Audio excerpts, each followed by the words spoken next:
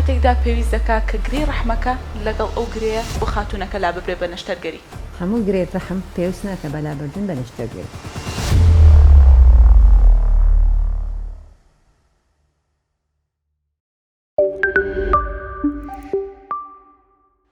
بەنای خی گەورە و میهرەبان، سڵاوتان لەبێ عەزیزان، لاڵقەی شەشەمی بەرنامەی لەگەڵ دکتۆر هودادا تەندروست باتینەوە خزمەتتان. لە مەڵقەیەدا باس لە گرێی ڕەحمەکەین کە وەک ئەزانین لە ئێستادا بەرۆکی زۆرێک لە خانمانی گرتووە بۆتە جێگای ترس و دڵەڵاوکێکی زۆر لای هەموو خانمێک. ئێستا لەگەڵ دکتۆر هودادا تەواوی ئەو زانیارانە وەردەگرین کە بۆتە جێگای پرسیار لای ئێوەی عەزیز کە بەڕێزیان پرۆفیسۆری یاریدەدەرن لە نەشتەرگەری و نەخۆشیەکانی ژنان و مناڵ بوون. دکتۆرە سڵاوت لەبێ. دکتۆرە ئەمانەیە پێمان بڵێ کە گرێی ڕەحم چیەوە، چەند جۆر لە گرێی ڕەحممان هەیە؟ گرێی ڕەحم خۆی گروپێک لە خانەکان بریتێر لە دروستبوونی ڕیشاڵێک، گروپێک لە ڕیشاڵێک لە مەسڵکەکانی دیواری ڕەحمە. خۆی زۆر بەجار یەک جۆرێکی هەیە لە گرێی ڕەحم.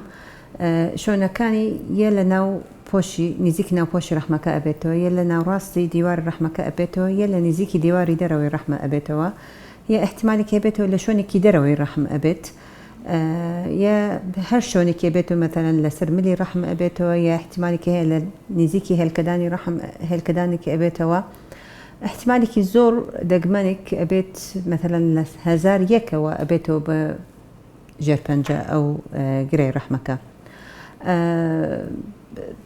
زۆر بەجار یعنی بە شێوەیەکی ئاسایی دەرەکەوێ، هیچ کێشەیەکی دروست ناکە بۆ خانمێک. تقریبا لە 165 تا 70 لە خانمەکان ئەو گرەیانە هەیەی و هیچ کێشەیەکی دروستیان نەکردو بۆیە. واتە دکتۆرە هەموو گرەیەکی ڕەحم گرەیەکی شێرپەنجەی نییە، وانە؟ بێگومان. ئەی دکتۆرە خانمان زۆر لەوە دەترسن بۆ منەکە کەسێک گرەیەکی ڕەحمی هەیە تووشی مشکلێکی زۆرە بیان گرەیەکی شێرپەنجەیە کە ئەوش گرێی ڕەحمی بۆ دروست بووە ئازانێ هەروەکو ئەو خاتونەیە. جۆری جیاوازیان هەیە و لە خانمەکاندا وەکو یەک نیە، وانە؟ ئەخۆی گرێی ڕەحم وەکو چۆن وتمان دروستبوونی تۆپەڵی خانەیەکی ریشاڵ لە ڕەحمەوە. ئەگەر ئەبێتەوە مەتەلەن ئەو خانەکە شوێنەکە ئەگەر نزیکی ناوپۆشی ڕەحم بوو یا قەبارەکەی زیاد کردووە بوو بە هۆکارێکی توشبوونەوەی بربوونی خوێن لە کاتی سووری مانگانە یا دروستبوونی ئازار یا زەخت دروست کردووەتی لەسەر خانم لەسەر ئەندامی حوزی خانمەکە مەتەلەن سەر میزەڵان و ئەوانە، ئەو کاتە کێشە دروستە بێت بۆ خانم، ئەو کاتە ئەبێتەوە بە کێشە بۆ خانمەکە پێویستە بێت بە چارەسەر. دکتۆرە گیان، ئایا چارەسەری ئەم گریانە بە عیلاج دەبێت یاخود بە نەشتەرگەری؟ زۆر بەجار ئەگەر کێشەکە زۆر دروستی کردووە بۆ خانمەکە زۆر بەجار چارەسەرەکەری بە نەشتەرگەریە. واتە بە دەرمان هیچ چارەسەرێکی نیە؟ هەندی دەرمانێکی هەیە قەبارەی کرێەکان بچووکە بە ماوەیەکی کاتی قەبارەی گرێەکانی بچووکەکە، هەندی دەرمانێکی هەیە. زۆر باشە دکتۆرە گیان، ئایا لە چ کاتێکدا ئەو گرەیە کە لابرێ بە نەشتەرگەری پێویستی بەوەیە کە ڕەحمی خاتونەکەشی لەگەڵ دەربهێنرێت؟ ئەگەر هات ژمارەیان زۆر بوو بەحیث ناتوانێت لابیتەوە، مەثەلەن زیاتر لە 20-50 گرەیە ناتوانانی هەموو گرەیەکان لابیتەوە بە تەواوەتی، یا هات مەثەلەن تەمەنی خانمەکە لە سەر و 50 ساڵە، ئەو کاتە سوودی ڕەحم نەماوە بۆ ئەو خاتونە. یعنی مەثەلەن ئێمە خاتون هۆکار ینی ڕەحم بۆ خاتون مەثەلەن لە ئەنجامەکانی مەثەلەن دروستکردنی مناڵ ئەگەر خاتونەکەم ڕەحم مەثەلەن زیاتر لە 50 ساڵ ڕەحم بۆ چیەتی، ئەو کاتە باشترە ڕەحمەکە لابیتەوە. زۆر باشە دکتۆرە گیان، ئایا ئەم گرێی ڕەحمە هۆکارێکە بۆ نەزۆکی؟ هیچ پەیوەندیێکیان لە نێواندا هەیە؟ هەندی حاڵەتێک بڵ هۆکارێکە بێتەوە بە نەزۆکی، مەثەلەن ئەگەر هات نزیکی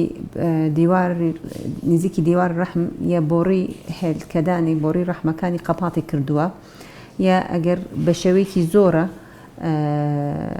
ئەتوانن بڵێنەوە ناوپۆشی ڕەحمەکە تێکیاوە، شێواز ناوپۆشی ڕەحمەکە تێکیاوە، چاندنی کۆرپەلە لە ناو دیواری ناوپۆشی ڕەحمەکە تێکیاوە، ئەو کاتە ئەبێتە بۆ هۆکاری نەزۆکی.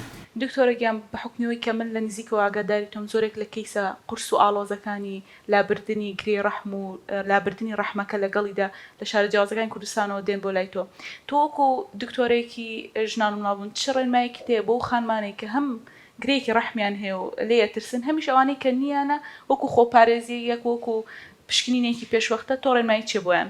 خۆی پشکنینێکی پێوەختە ئەتوان بە ڕێگەیەکی سۆنەرێکی ئەتیادی یا تایبەت سۆنەرێکی داخلی ئەتوانی بزانن ئەگەر گرەی ڕەحمیان هەیەیاننا و مەرج نییە هەموو گرەی ڕەحم پێویستە بێ بەلابردن وەکی چۆن وتمان ئەگەر خاتونەکە کێشەیەکی نەزووکی تیانە بێتەوە کێشەیەکی بربوونی خوێن لە کاتی سووری مانگانەیە کاتای ئازار ئیگرەیەکە خەبارەکەی گەورە نییە ئەو کاتانە پێویست ناکە لابردن بەس پاراستنی خۆت لە گرەی ڕەحم ناتوانانی بەکار بکەی بەس وەکی چۆن بتەن بەکارکردنێکی علاجی هورمۆنی زۆر تایبەت ئەو هورمۆناتانە ئیسترۆجینی تایە ئەوان ئەکە ئەوێ هۆکارێکی گەورەکردنی گرێ ڕەحم زۆر باشە دەست خۆش بە دکتۆرە سپاس بۆ زانیاریەکانت ئەمەوێت لە کۆتاییدا پێتان بڵێم کە هەموو نەخۆشیەک کۆتایی نییە و هەموو کۆتاییەکیش بە نەخۆشی نییە ئەوەی لەسەر ئێمە دوای پشتبەستن بەخوا کە زانیمان حاڵەتێکی نەخوازراومانێ وەکو گرێ ڕەحم و هەر نەخۆشیێکی تر ڕاوێژ بە پزیشکی پسپۆرت بکەین بۆ ئەوەی لە حاڵەتی لە خراپتربوونی حاڵەتەکە خۆمان بپارێزین